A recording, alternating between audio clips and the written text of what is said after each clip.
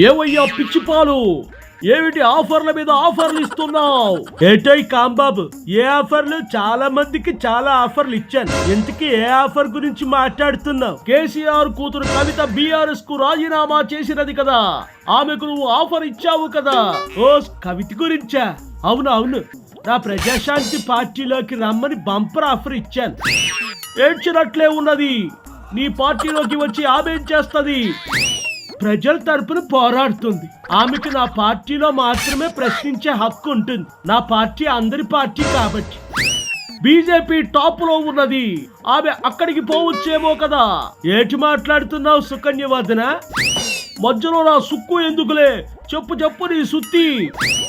ఏయ్ సుత్తి కాదు, సరిగా ఆలకించు. బీజేపీ పార్టీ అందరి పక్షాన నిలబడదు, ఎందుకంటే అది బ్రాహ్మణుల పార్టీ. అయితే వాళ్ళ నాన్న అన్నకు వ్యతిరేకమైన కాంగ్రెస్ పార్టీలోకి పోవచ్చు కదా కవిత. ఏ అంబోతు, మతుండే మాట్లాడుతున్నావా? కాంగ్రెస్ పార్టీ రెట్ల పార్టీ, అందులో కుల రాజకీయాలు ఉంటాయి. ఈ అమ్మాయి నిలదొక్కుకోలేదు.